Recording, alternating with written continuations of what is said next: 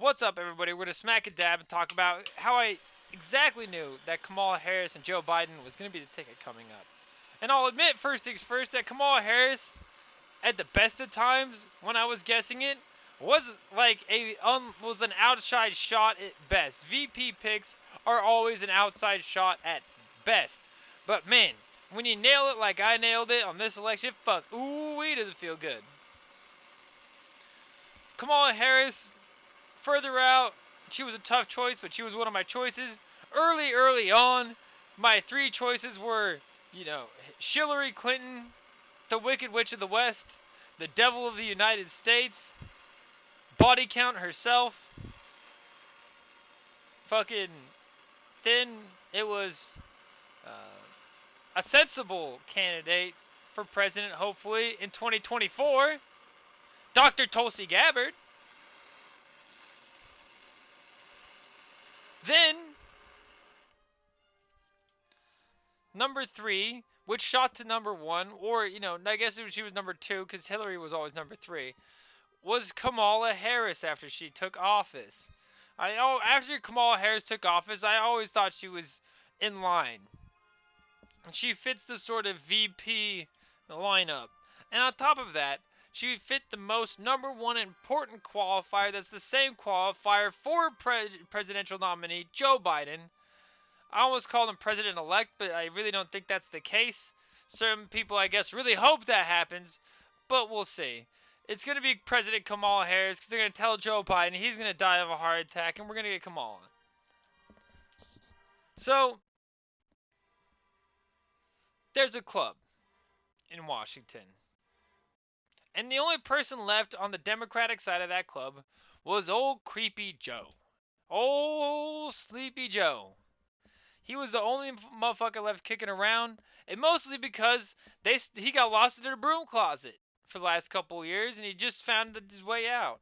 He still thinks it's 1975. I feel bad for the poor guy. He's being used by all these fucking evil fucks to install a shadow government. Cheers.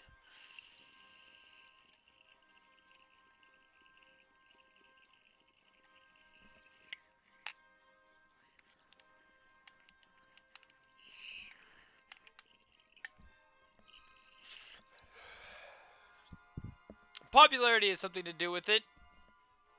And Joe Biden was the most popular kid left at the dance. Hillary Clinton would show up every once in a while with whippets, but then she'd leave as soon as they were gone. She wasn't making any, lasting stand for another bid at president because of the way the last one went.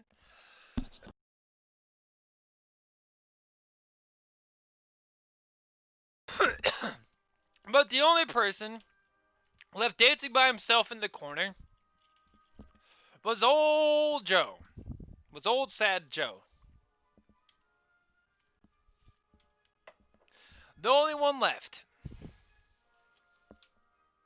At the end of the day, it's not a big surprise, any of this. Unless you're so spun up in the left-wing cycle that you legitimately thought that they weren't going to fuck Bernie Sanders out of another election. Are you kidding me? They were obviously always going to fuck Bernie Sanders. They did it in 2016. They fucked you again now. The Democratic National Committee will never give you a single fair crack at electing your picking a president-elect. They fucked you over twice now. And then they tried to cover it up with an evidence-free conspiracy theory surrounding Russia. Anyways, I knew Joe Biden was going to be the candidate. I knew Kamala Harris. Not that I so much knew, but she was the most likely vice president. And on top of that, I knew there was going to be riots. The riots just came a few months early. You just gotta look at it like an extremely vapid clique at high school. And then you're gonna understand all the moves made by the DNC. I'll catch you on the next one.